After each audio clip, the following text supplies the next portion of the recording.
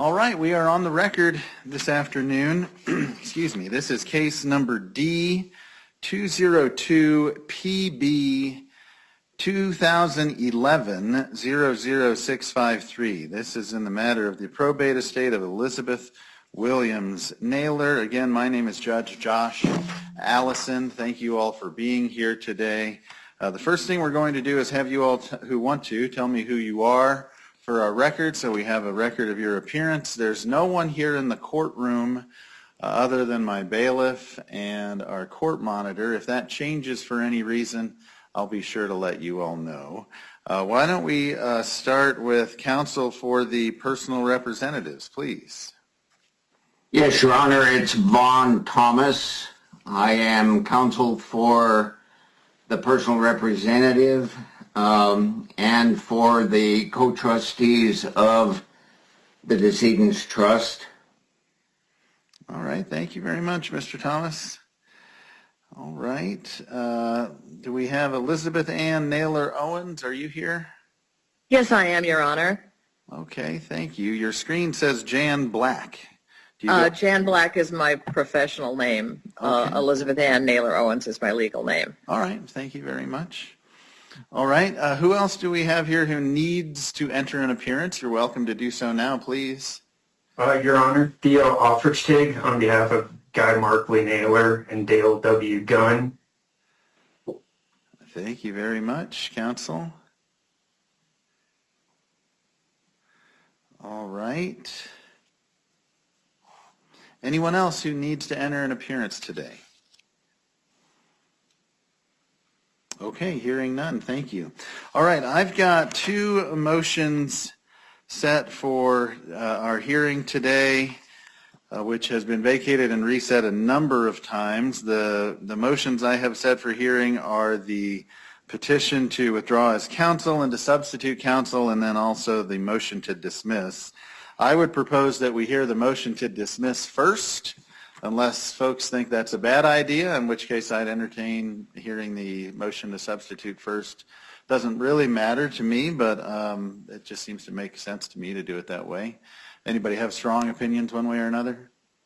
Your Honor, I was under the understanding that this was the motion to reopen probate, that was initially what I had requested of the court, was the motion to reopen it, and the motion to dismiss, I think, was filed after I had requested the motion to reopen it.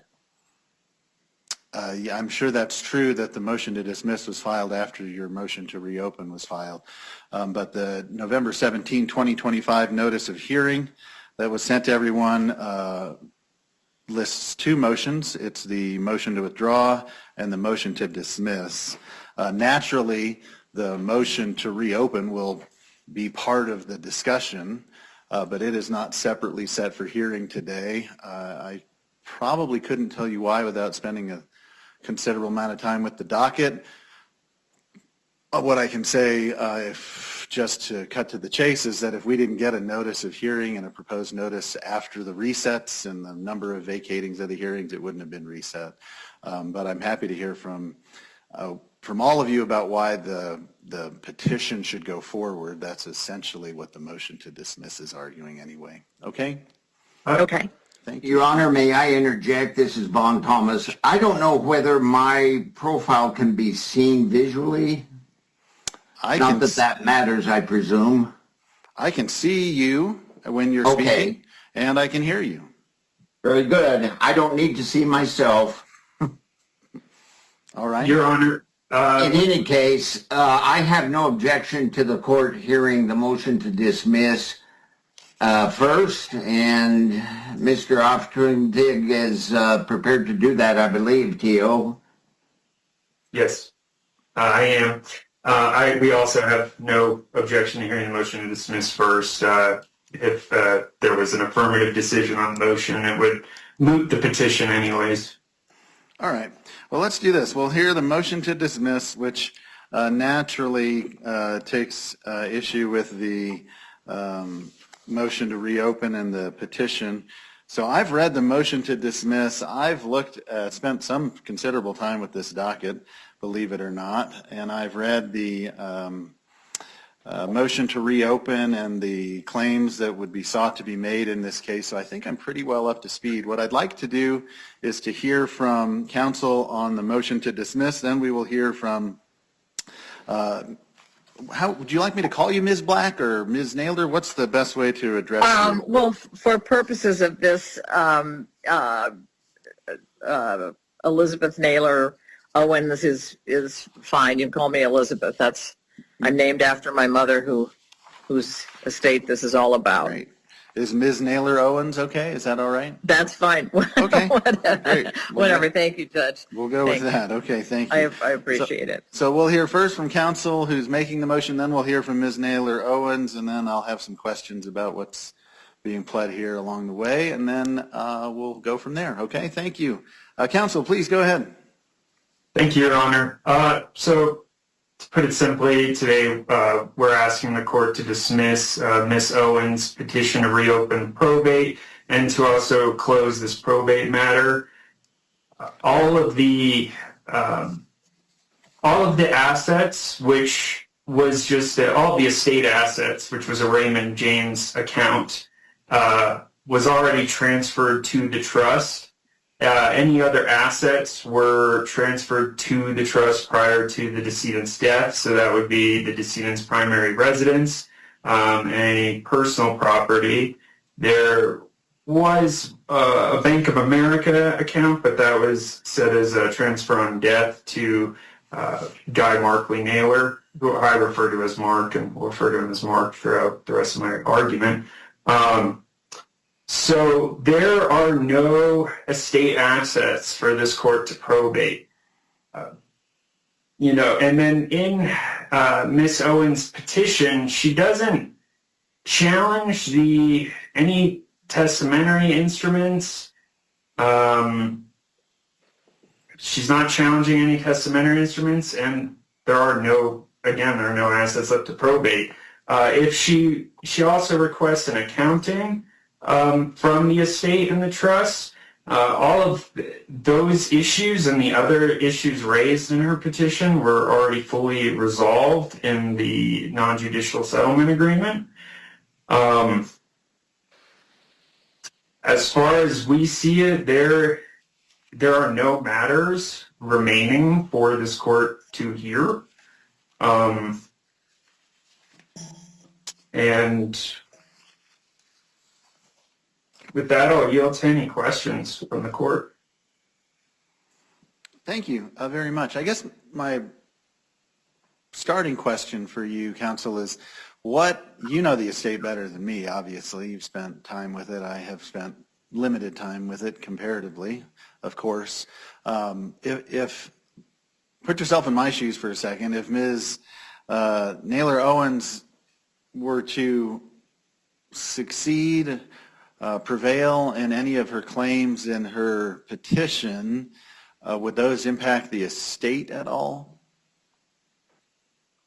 Well, to answer your question, it's difficult to discern based on the petition what exactly she's requesting. I think the petition misunderstands the difference between a trust estate and a decedent's estate and probate. There's the settlement agreement, and I'd like to just point this out to you if you haven't seen it already. Waives the preparation, audit, and confirmation of further detailed account by any court, and I'm referring to the motion to dismisses Exhibit A? Exhibit A. And then it's Exhibit A to Exhibit A, page 7. So, according to the settlement agreement, the parties waive the preparation, audit, and confirmation of a further detailed account by any court. They approve the statement of accounting attached as Exhibit A. They approve the administration of the estate and the 2011 trust. Approves the payment of indebtedness and special allocation of cash from the proceeds of the sale of residence held in the 2011 trust. But I'm not going to go off reading each and every waiver in here. But as far as we are concerned, the settlement agreement was comprehensive and resolved every issue that Ms. Owens is asserting in her petition. They're just, as we say in the introduction of our motion, there are simply no matters contained in the petition for this court to adjudicate. Okay. All right. Thank you very much. And let me hear your name one more time, your last name, so I can try my best to pronounce it correctly. Yes, it's Offrichtig. Offrichtig. Offrichtig. Okay. Thank you, Mr. Offrichtig. All right. Why don't we hear from Ms. Naylor Owens, please? And I may have a few questions as we go along, but I'm happy to hear from you primarily about what you need to happen in the probate estate, which is the basis of the motion to dismiss. So thank you, Ms. Naylor Owens. Happy to hear from you. All right. Thank you so much. Well, obviously, I disagree with the contentions that were just made, and I do have, because it's a bit of a complicated situation, I do have a statement that I'd like to read that could perhaps clarify things a little bit better. Sure. Okay. All right. Well, Your Honor, I am asking the court to reopen probate because the estate of my mother, Elizabeth Williams Naylor, was never properly administered, and reopening probate is the legal mechanism designed to address exactly this particular kind of situation. Under New Mexico probate law and the New Mexico Uniform Trust Code, this court has the authority to reopen an estate when required acts were never performed, when assets were not distributed, when fiduciaries failed to account, or beneficiaries were harmed by breaches of fiduciary duty. The facts of this case fall squarely within those grounds. And I want to be clear at the outset here. I'm not contesting my mother's will or trust. I'm simply asking the court to address failures of administration, accounting, and distribution that occurred after her death. On May 24th, 2011, while my mother was gravely ill and lying in a hospital bed in Albuquerque, at the encouragement of my brother, Guy Markley Naylor, and his now husband, Dr. Dale Gunn, my mother executed a new last will and testament and a trust agreement establishing the Elizabeth Williams Naylor Protective Living Trust. This came as somewhat of a shock to me because for many years before that, my mother already had a will. It was simple, just a couple of pages. She kept it in the desk in her bedroom. She told me exactly where it was and told me that if anything happened to her, that was where I would find it. I understood that document to reflect her long-standing wishes. I was therefore stunned to learn that while she was seriously ill in the hospital, and in fact I believe that Mr. Naylor and Dr. Gunn believed she was on her deathbed at that point, although she did not die for another 6 months. This new will and trust were prepared by F. Vaughn Thomas, who was the personal attorney for my brother and his now husband. And the will was presented to her at her hospital bed for execution. I was also troubled to learn that although the will and the trust were executed on the same day, they were not consistent. The trust divided the estate equally, 50-50, between my brother and me. The will, however, included a provision giving 5% of the estate to Dr. Gunn, who was not a child of my mother and who would later serve as co-trustee. I was also deeply disturbed to learn that the will contained a provision leaving $1 to anyone who contested it. There were only two beneficiaries under the trust, my brother and me. And my brother, as I mentioned, was also personal representative of the estate and co-trustee of the trust. That meant the $1 provision could really only realistically apply to me. That provision was not at all like something my mother would do. It did not reflect her character, and it certainly didn't seem like something she would ever have come up with on her own. The trust itself was explicit and unambiguous. Upon my mother's death on November 21st, 2011, which happened to be Thanksgiving morning, more than 14 years ago, all trust assets were to be distributed outright and free of trust. There were no continuing restrictions, no discretionary delays, no authority to withhold distributions indefinitely. From that moment forward, Mr. Naylor and Dr. Gunn executed exclusive control over all estate and trust assets, and they owed fiduciary duties of loyalty, transparency, prudence, and impartiality to both beneficiaries. I trusted them. I trusted them to honor my mother. I trusted them to carry out her final wishes. I trusted them to protect my interests. It never occurred to me that they wouldn't, and yet they didn't. Your Honor, the co-trustees submitted a document to this court stating that the contents of my mother's home were somehow appraised on the very day she died, Thanksgiving Day, November 24th, 2011. She died that morning. That filing reflects immediate access to and control over the home and its contents. In fact, over the years, the co-trustees were able to remove and transport many items of my mother's personal property from her home in Albuquerque to their home in Santa Fe. Despite having the ability to move and control these assets, they took no steps whatsoever to send or deliver the personal property I am entitled to my home in Scottsdale. Yet despite that access and control, and despite the trust's requirement of prompt distribution, my share of the personal property has never been delivered to me more than 14 years later. No furniture, no artwork, no antiques, no personal effects.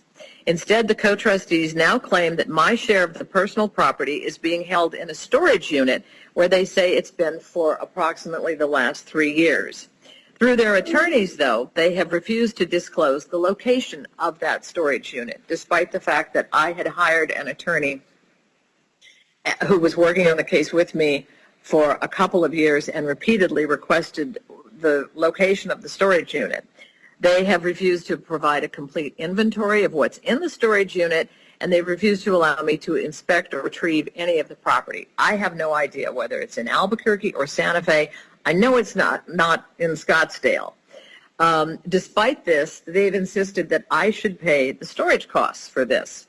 The co-trustees, again, had the ability to move and distribute property when it suited them, but chose not to distribute my share. Under New Mexico probate and trust law, fiduciaries may not retain exclusive possession of estate assets for more than a decade while denying a beneficiary inventory access and delivery. This is really not a delay. It is a failure to perform a required act of administration. My mother had moved into assisted living approximately 1 year before her death, and from that point forward and continuing after her death in November 2011, the co-trustees allowed her home to remain unoccupied, unrented, and unsold until it was finally sold at my request in the spring of 2023. That was more than 12 years during which the estate's primary asset produced no income for the beneficiaries. That is especially significant because my mother's will expressly authorized the personal representatives to sell or lease the property immediately upon her death.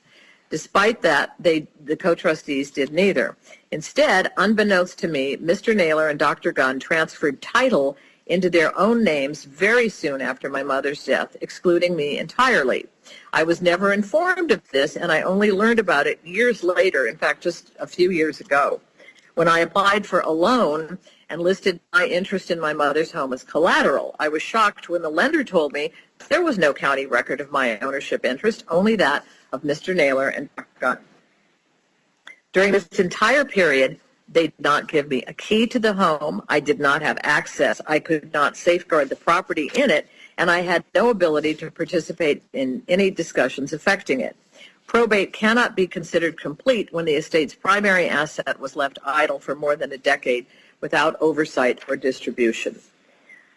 This non-judicial settlement agreement that was spoken with, let me address that. In 2022, after more than a decade without transparency, accounting, or distribution, I was in urgent financial distress. Dr. Gunn offered me a personal loan, but conditioned that loan on my signing a non-judicial settlement agreement releasing him and Mr. Naylor from further accountability. The loan carried interest and was secured against my inheritance. This occurred in the context of the trust's spendthrift provision, which prohibited me from assigning, pledging, or encumbering my beneficial interest. As a result, I could not independently use my inheritance to obtain financing, while the co-trustees retained exclusive control over the assets and the timing of any distribution. Your Honor, the trust prohibited me from pledging my interest, yet Dr. Gunn, acting as a co-trustee, conditioned a loan on repayment from my undistributed inheritance and used his control over distribution as leverage. In substance, that conduct defeats the purpose of the spendthrift provision and is precisely why court review is necessary. In practice, this meant that the spendthrift provision operated not as a protection, but as a tool of leverage. I was financially constrained, unable to access or use my inheritance, while the co-trustees controlled both the assets and the information. Under those circumstances, the choice presented to me with regard to signing this document was no real choice at all. The agreement lacked full disclosure, pages were missing, inventories were incomplete, valuations were unclear. I was asked to release the fiduciaries from any accountability without being provided the basic information necessary to make an informed decision. Under New Mexico law, a non-judicial settlement agreement obtained under such conditions cannot shield the fiduciaries from court review of incomplete administration, undisclosed assets, or breaches of fiduciary duty. At the same time, Mr. Naylor and Dr. Gunn asserted that I owed them reimbursement for costs incurred while they exclusively controlled the property over the course of, as I say, 12 years. They claimed I owed approximately $28,000 in property taxes, approximately $15,000 in homeowners insurance premiums, maintenance and carrying costs presented later as aggregate figures without exact itemizations, and alleged advances by Dr. Gunn, initially stated as approximately $72,000, later increased to $85,000 without full bank records, tax records, or a court-approved accounting. Again, I did not have title, possession, or access during most of the period for which these costs were incurred. I was not provided with the bills as they arose, was not consulted about the expenses, and had no ability to mitigate them. These amounts were treated as personal debts to be deducted from my inheritance before I ever received it, despite the trust requiring distribution outright upon my mother's death and free of trust. The fiduciaries cannot convert estate carrying costs into personal loans secured by a beneficiary's inheritance without notice, consent, documentation, and court review. Your Honor, probate required acts of administration that were never performed. These personal assets were never distributed. Again, I do not dispute the fact that bank accounts and brokerage accounts were distributed. I'm talking solely here about the personal assets. The fiduciary duties were breached, information was withheld from me, and oversight was avoided for years. These are precisely the circumstances in which probate courts reopen estates. So I'm asking the court to reopen probate, to compel a full fiduciary accounting, to require transparency and disclosure, and to allow judicial oversight of this estate that was never properly completed. Again, Your Honor, when we ask for tax records, when we ask what the estate's EIN number was, we have never been given that. We've never been given the tax records. The list of personal property items was bare bones that their so-called appraiser had come up with on the day my mother died. Very limited descriptions, such as a picture of roses or something like that. Nothing to indicate that this was something from the 1700s, and nothing to indicate what its value in truth might have been. It just is ridiculous. And then in a couple of years ago, this same inventory was presented to me again, and at this time they had made notations about, that my mother had wanted such and such an item to go to my brother, all these different things. Coincidentally, the things that were the most valuable items of antiques and artwork, that, at that point they said, she'd wanted them to go to him, when in reality those things were never delineated on the initial inventory that was presented to the court. So, Your Honor, the other thing is they are asking this court to award them attorney's fees, and this request is neither equitable nor supported by law. I did not file this petition frivolously. I filed it because probate was never properly completed, assets remain undistributed, required accountings were never provided, and no court has ever reviewed these issues. Courts do not award attorney's fees to fiduciaries for resisting accountability, particularly when their own conduct created the need for this judicial intervention. If they had done what was expected of them, and what I'm sure my mother expected when she died, that the home would be sold immediately or rented, that income would be gotten from that if it was rented, and the income that was missed over the years because they simply let it sit unoccupied was a conservative estimate, $183,000. So, you know, this estate appears settled on paper because probate was closed administratively in February of 2018, but it was never settled in reality. Again, these assets weren't distributed, the information was withheld, and my mother's clear wishes were not honored. So for those reasons, Your Honor, I respectfully ask the court to reopen probate or come up with some other kind of a solution, whether it would be mediation or arbitration, something like that, so that her estate can finally be administered under judicial supervision, so that the personal property, the antiques, the artwork that she and my father had intended for me to have at some point could be distributed to me. And as I say, I have, you know, they refuse to tell me where these things are. And they did say that some of the things are in their own home, that some of the artwork and antiques and things are in their own home. But I certainly have had no access to them. And as I say, they're wanting me to pay storage costs of, I think, $315 or $350 a month, but they refuse to tell me where this storage unit is. I mean, it really stinks. Okay, thank you very much, Ms. Naylor Owens. I have a couple of questions based upon what Mr. Aufrichtig has stated about the assets in the probate estate.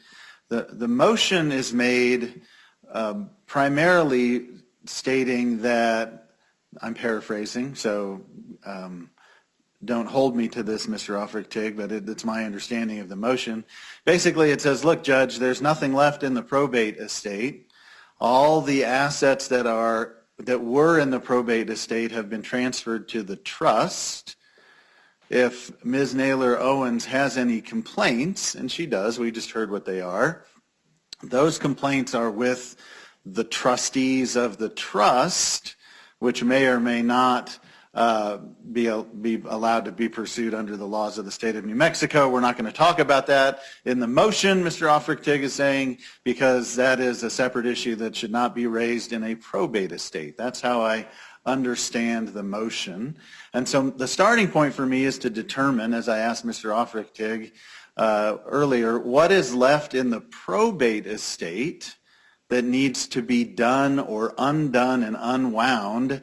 Because as I hear you talking today, Ms. Naylor Owens, it sounds to me like your complaints, your claims, whatever they might be, you talked about fiduciary duties of trustees, that those lie with the trustee, or lie against, against the trustees of the trust, but because all of the assets have been delivered to the trust, there's nothing left for the court to do within the probate estate itself. What am I missing from your perspective in that regard, Ms. Naylor Owens? Well, I think it's what I'm missing. You know, these were items that they were supposed to distribute to me. There is so much that they were supposed to have done over the years with regard to this estate, from you know, filing taxes, from again getting an EIN. Right, and let me interrupt you. It's hard to do over Zoom, so I apologize. Yeah. But I want to keep this moving. Worries. Because it seems to me what you're saying is that those actions didn't happen on behalf of the trust by the trustees. And let me use this example. We have a will here. The will says all the assets should be delivered to a trust. The will does not say, for example, deliver some amount of property, whatever it might be. Let's just call it property 1, 2, and 3, just because it's easier. Deliver property 1, 2, and 3 to Ms. Naylor Owens, and deliver the rest of the property, 4 through 100 and whatever, to my trust. If that were the case, then I could have some jurisdiction as the judge in the probate matter to ask the personal representative of the estate, why haven't you fulfilled your obligations under the probate code to deliver property 1, 2, and 3 to Ms. Naylor Owens as provided for in the will?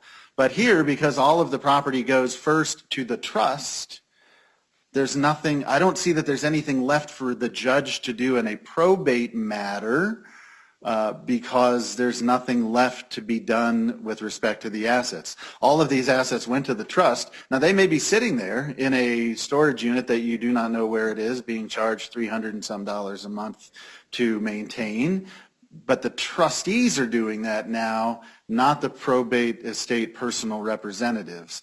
And the reason that matters, it matters for a couple reasons. First, the probate matters are governed by one set of laws, the probate code primarily. Trust matters are governed by the Uniform Trust Code, among others. And my jurisdiction over particular parties is governed by the rules of civil procedure for the district courts.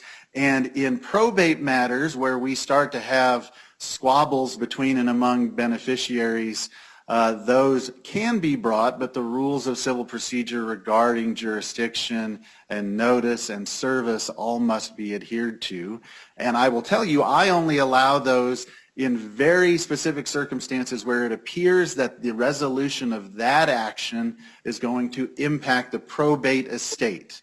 One of the beneficiaries, for example, is saying, I want to disinherit another beneficiary. Well, that's going to impact the estate, right, and who gets what. So I allow those as ancillary actions in probate matters when there's something left to be done. But here I don't see that there's anything left to be done. And now I'll cut to the chase. That's not actually true because I've been talking for a while, but it is that it sounds to me like your claims, whatever they are really a standalone civil action against the trustees for breach of fiduciary duty. Those are the words you've used. And that they don't have anything to do with the probate matter. And that's how I see it. But again, I welcome your side of this dispute so I can be fully informed, please. But it doesn't appear that probate was followed. What do you want? What didn't get done? Well, as I say, they should have done, very simple things like, filing taxes, showing where the money went, showing, none of the things that my understanding is that they should have done and that my brother should have done as the personal representative. These things were not handled correctly. They did not follow what should have been done with first of all with regard to the house itself, that it was supposed to be that they transferred title to themselves. Your Honor, I don't mean to interject, but that's just untrue. That title was transferred to our clients, to my clients themselves. That title was put in the name of the trust for the residents. I just want to clarify that because that's the second. Their names were what was on there. My name was not on there at all, and I was told this by numerous lenders that I applied for. Well, hang on a second. Let me interrupt. I'm not here to have a trial about what happened to the house. I'm not going to do that today. It would be procedurally improper, and it would also be probably outside the scope of the pleadings as they exist right now. So I don't need to know what happened to the house. What I need to know is why you want to reopen the probate estate, because you think that someone needs to file taxes. Okay, I heard you on that. What else do the personal representatives of the probate estate need to do that you believe was not done?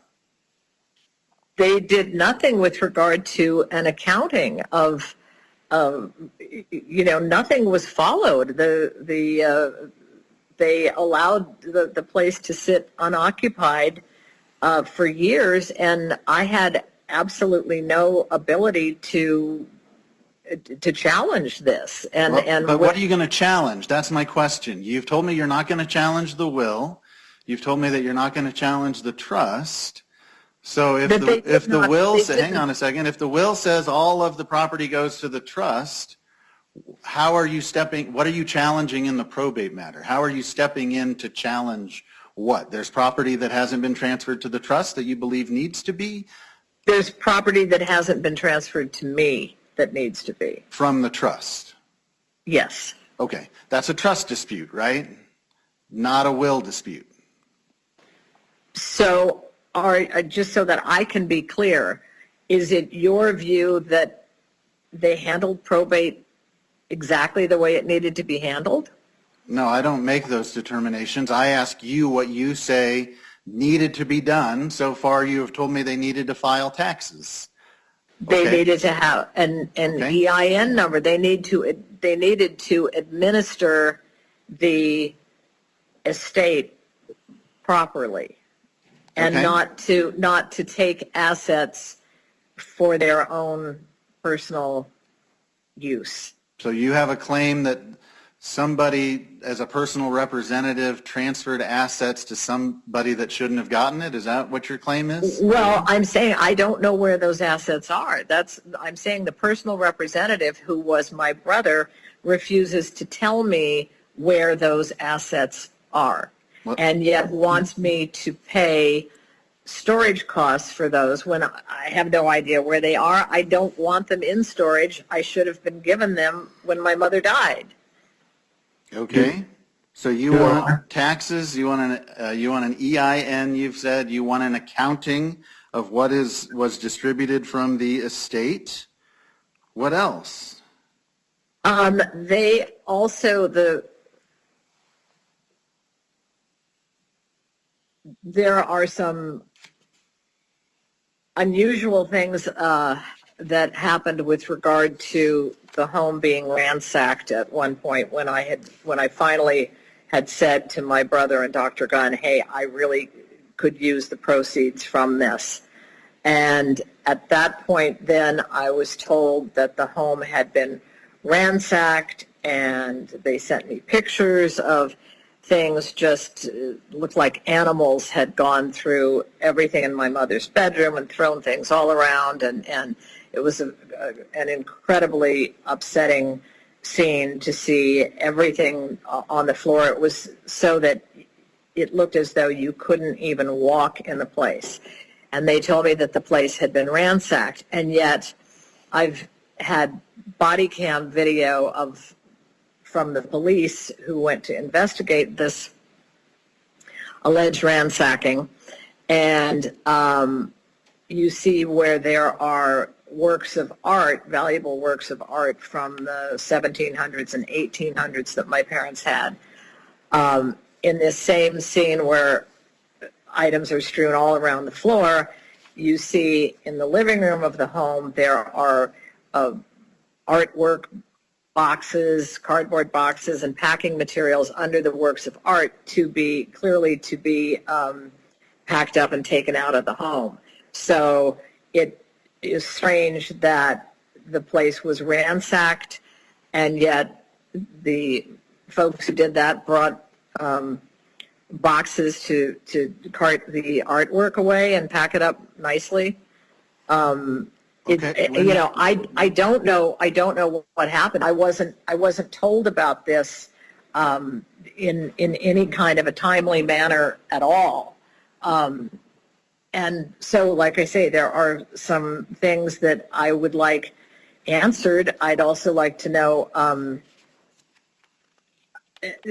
I was told when I asked about, well, if there were things taken, if there was artwork taken, can we, file for an insurance claim? And I was told,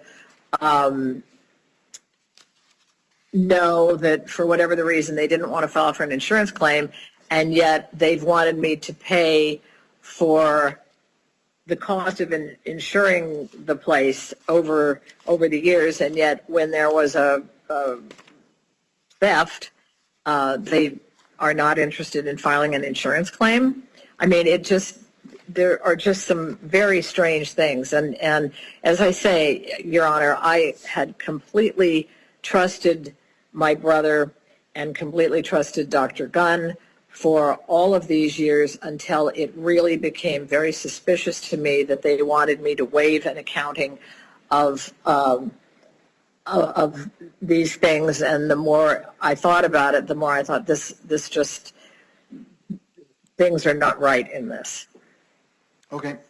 Why, Ms. Naylor Owens, is this Exhibit A, Statement of Final Accounting, that is attached to this non-judicial settlement agreement? Why is that not enough to satisfy the accounting provisions of the probate code for you? I don't have that with me right now. Is that the inventory that they had? It says Exhibit A, Statement of Final Accounting, and it's 12 pages long. It goes through the inventory.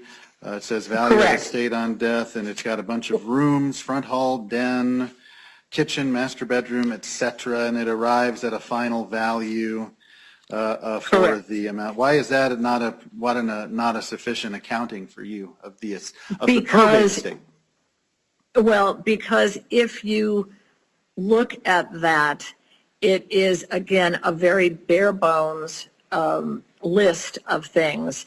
These were valuable pieces of art and antique furniture. And when you look at what they presented there, it would be like saying a picture of a woman with a faint smile and describing that as the Mona Lisa. I mean, you can't put any context to it. And they said that they have photographs of these items. Under my understanding, they were supposed to have photographs of these things and photographs, therefore, of things that were stolen.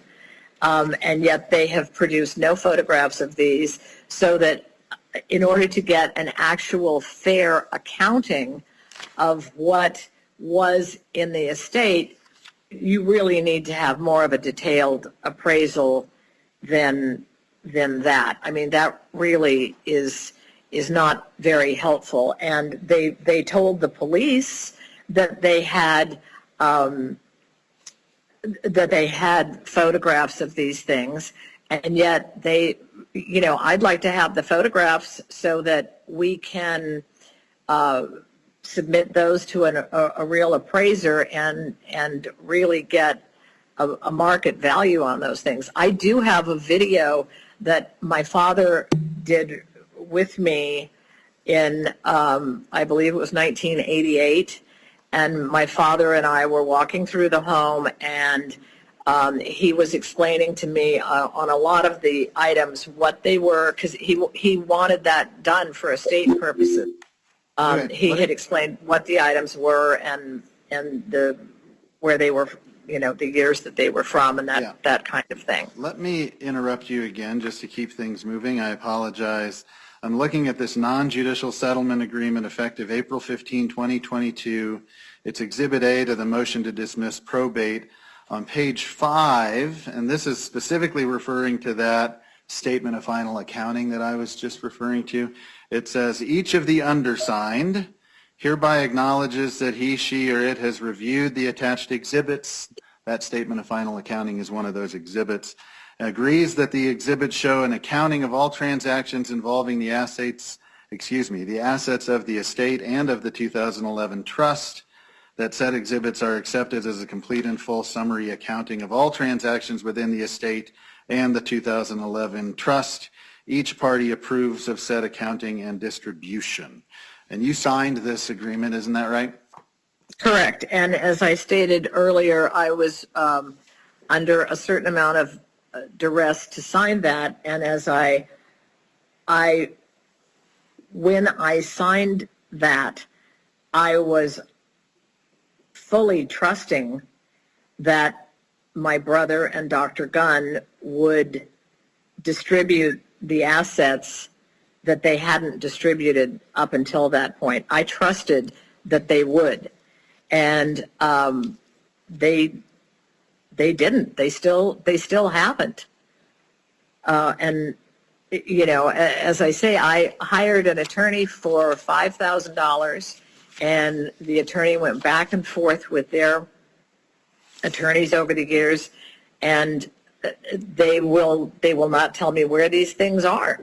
And you know, as I say, then they came up with a list, you know, a couple of years ago, where they were delineating who, you know, oh, my mother had said that this should go to my brother and all this kind of stuff. And it's odd that that wasn't at all included in anything that they'd presented to the court or that my mother had spelled out in her will years earlier. She trusted my brother to split everything fairly. That's all I'm asking, is for a fair distribution. And it hasn't happened up until this time. It needs to happen. And as I say, you know, we had even proposed mediation or arbitration, something like that, and we were stonewalled. So I come to the court to try to get some sort of reconciliation on this. Okay. All right. Thank you very much. My last question. So you've told me that you want the probate estate to file taxes. You don't believe that has happened. I'll talk to Mr. Offertig here in a second about that. You said you wanted an accounting that was more detailed than what was provided in the non-judicial settlement agreement. Was there anything else you wanted the probate estate to do? I know you talked about distribution. I believe that is now a trust issue, but you've mentioned those things. Is there anything else that you're asking that for the probate personal representative to do? Well, I'd like an accurate appraisal, and I do not feel under any circumstances that I should be held accountable for costs that were incurred because the personal representative did not do his job in distributing these things more than 14 years ago. I shouldn't be paying for storage costs on you know, when I don't even know where the stuff is. I shouldn't have paid for insurance, although it seems they had the insurance listed under the name Elizabeth Naylor, which would be my name, which was also my mother's name, and it was insured for years, I believe, under the name of Elizabeth Naylor. So if it was insured under my name, that was improper, because you know, it was improper because my name wasn't on the title. And if it was insured under my mother's name, she'd passed away. So that doesn't make a whole lot of sense to me. And then when a theft occurred, they're telling me, oh, we can't file an insurance claim. And I think they had said that I think they said that the insurance deductible, they didn't want to file an insurance claim because the insurance deductible wouldn't be met. And yet I believe they claimed that there were 5 or 6 paintings, again, from the 1700s and the 1800s that were stolen, and that wouldn't meet the deductible of $500 or whatever it would have been. Okay. All right. Well, thank you very much, Ms. Naylor Owens. Appreciate your presentation today. Thank you. Let's turn back to Mr. Offertig on those issues concerning EIN for the estate, filing taxes, those other administrative issues. Happy to hear from you on whether those have been done or have not been done and what's going on there. Please. Thank you. Thank you, Your Honor. And I might defer a little bit to Mr. Thomas on this background, just because I was about 15 years old in 2011. Don't really know what was going on then. But Mr. Thomas, I just want to know if the estate has filed its final tax return. That's really what I need to know. May I speak to that, Your Honor? Please, Mr. Thomas. Frankly, yes. However, there was no tax due either from an income point of view because of expenses and deductions that they had. And the personal representative and the co-trustees were advised as much by a CPA. Secondly, The appraisal that is reflected not only in the inventory filed with the court, with the footnote that all of this was provided for information only in as much as the assets were in the trust, and the appraisal, same numbers appear in the trust, were the result of an appraisal. I think that it's a classic exaggeration, malicious, on the part of Mrs. Owens to suggest that was all done on the day that her mother died. She overlooks the simple fact that for tax purposes, step up in basis and estate tax returns, if one is necessary, all of those assets have to be appraised as of date of death. So in answer to your question, yes, the estate and trust have an EIN, filed the tax returns as required by law, and the accountings are complete with appraised values as of the decedent's date of death, not the date of the appraisal. Okay. Thank you very much, Mr. Thomas. Thank you, Mr. Offertig. And I'm looking at the September 20, 2012 inventory and appraisal. It appears to be the same, or primarily the same, if not identical to the one that is attached as Exhibit A to the, substantially the same, the one that's attached as Exhibit A to the non-judicial settlement. Yes, that's correct, Your Honor. Okay. All right. Thank you very much. Then I don't really have any further questions. Let me tell you how I see this.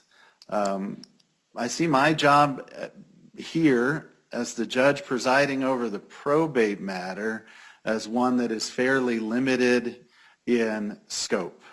My job is to determine whether there are disputes as to whether the personal representative of the probate estate, not the trustees of the trust, but the personal representatives of the probate estate, have fulfilled their obligations under the probate code in an informal probate proceeding that did not have a supervised administration. Ms. Naylor Owens today has raised issues concerning the filing of the taxes and getting an employee identification number along with an accounting and some appraisal and distributions. Let me go through those one at a time.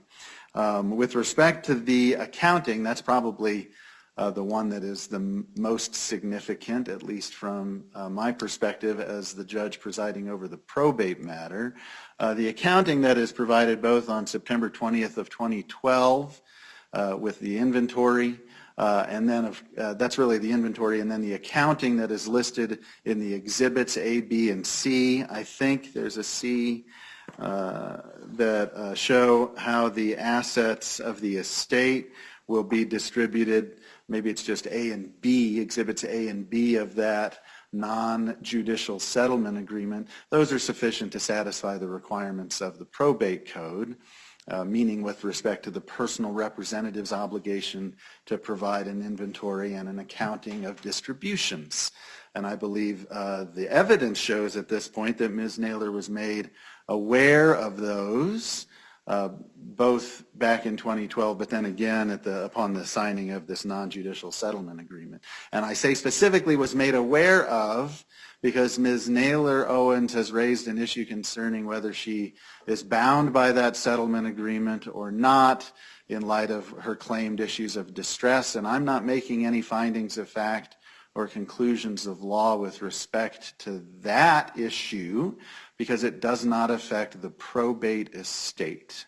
And so I'm simply concluding that the inventory and the accounting that are attached to the non-judicial settlement agreement are sufficient to satisfy the personal representative's obligation under the probate code in that regard, or in those regards, I should say. So that's number one.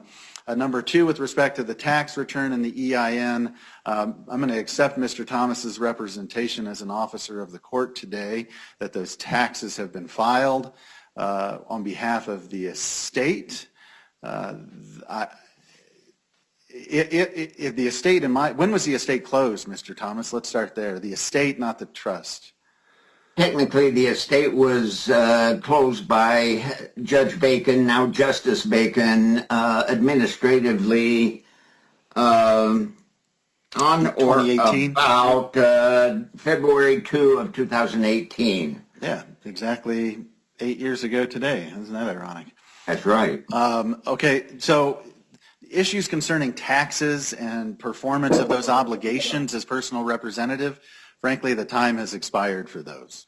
Those issues are gone. With respect to the administration of the estate, this court does not need to get involved in those issues concerning the sufficiency of final tax documents, given Mr. Thomas's representation here and the fact that the estate was closed 8 years ago. I'm not going to reopen the probate estate to comb through tax returns to see whether they were sufficient or not on behalf of the probate estate.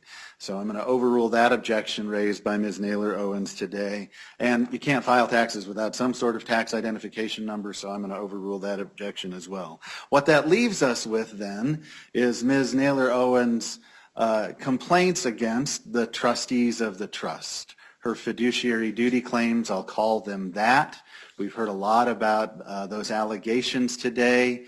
Of course, this court is not making any factual findings about the truth or falsity of those allegations. I just needed to hear what Ms. Naylor Owens' claims would be so that I can determine whether we should reopen this probate estate or not.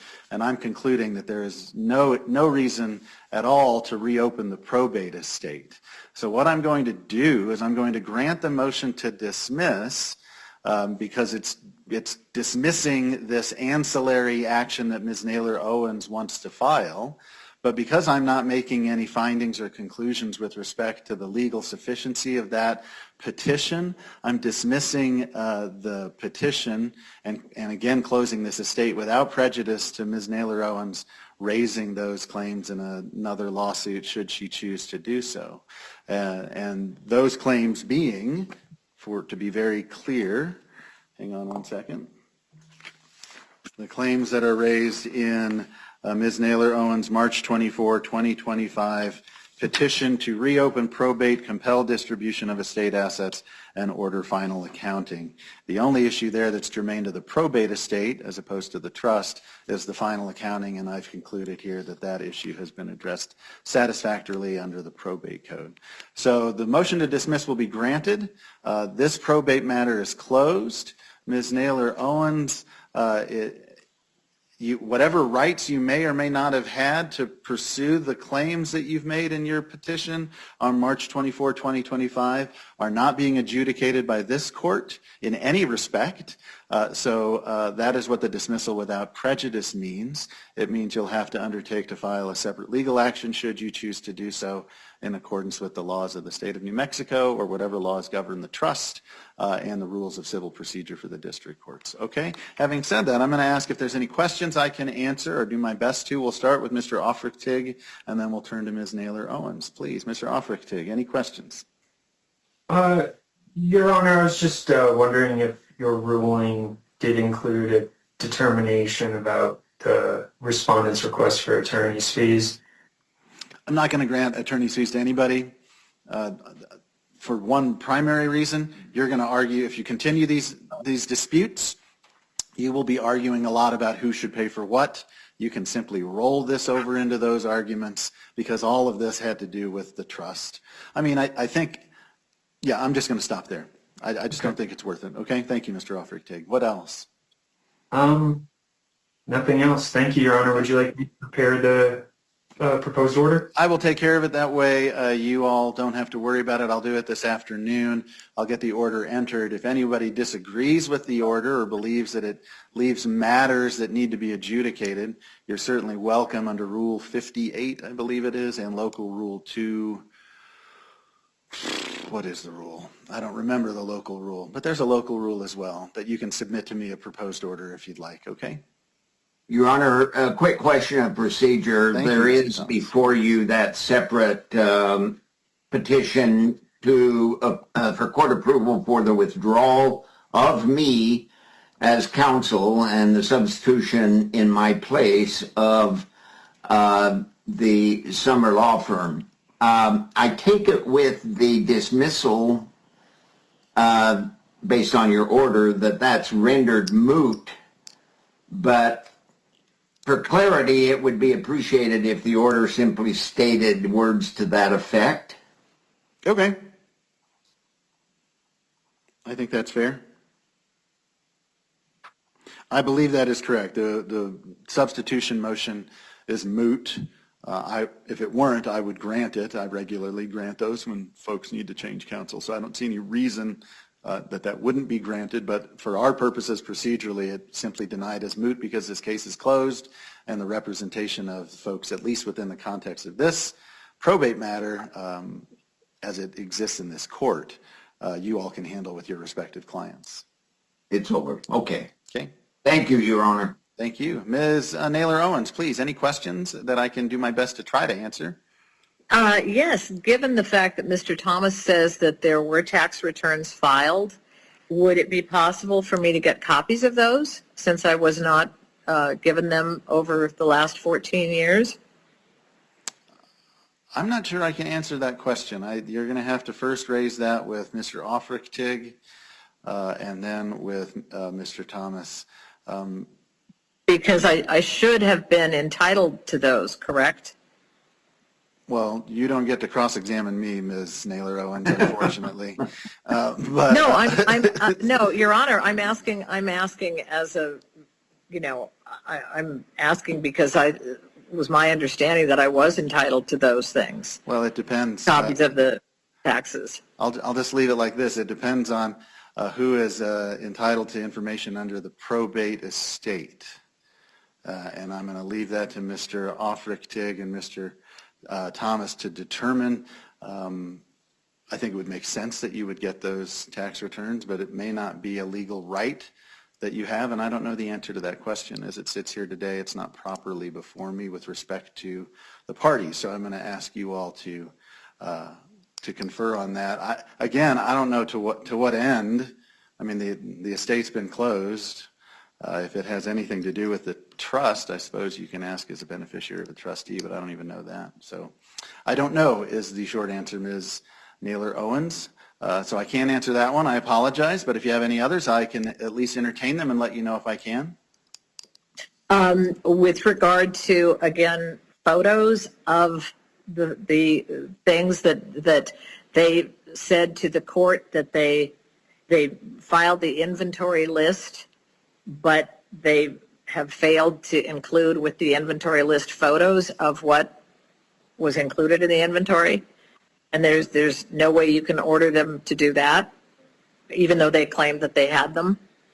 Yeah, I'm not going to order them to file photos of the inventory because it's all been distributed to the trust. So if the trust has assets, you can certainly, as my understanding as the beneficiary of the trust, you can ask Mr. Offrichtig what you are, as counsel for the trustees, as to what you can and cannot get if it exists. So I'm not going to order them to deliver any photos, no. Okay. Will your order also include the fact that you're not ordering attorney's fees? Sure, yeah, I can include that, yeah. I will include that. Happy to. What else? What about with regard to the other items that they are wanting me to pay with regard to insurance and things like that over the years, taxes and, things like that? I see those as disputes between a beneficiary of a trust and the trust and or trustees. So I'm not going to weigh in on those. Those are all parts of your claims that you may continue to pursue under the laws and our procedures should you choose to do so. But I'm not going to weigh in on those today. Okay. And where would be the proper place to take those? I cannot give you any legal advice. I'm sorry. Okay. So I'm just going to have to refer you to an attorney and or any number of legal clinics through our State Bar of New Mexico, through the University of New Mexico School of Law. But no, okay, and there's legal advice. There's nothing that you can do to compel them to tell me where the personal property is, where this storage unit is? No, I'm not going to do that because Okay. those disputes, because that would require me, first of all, to have an evidentiary hearing about who said what, when, and where. And I'm not going to do that, number one, today. Number two, because that dispute is really between the trustees and the beneficiary of a trust. Once the Okay. property goes over to the trust, a different set of laws apply. So I'm not Okay. going to weigh into that today, that's for sure. Okay. Anything else? Not for me. No, Okay. thank All right, well, I will Thank you, Your Honor. Thank you all very much. I appreciate your time today. I will get this order entered. And again, if any of you believes I've left anything out, you certainly can file. It's probably easiest just to file a request for a presentment hearing along with the proposed order you would like to have entered if you don't think I've reached the issues that need to be reached. Okay? Thank you all very much. I wish you a very pleasant rest of your day.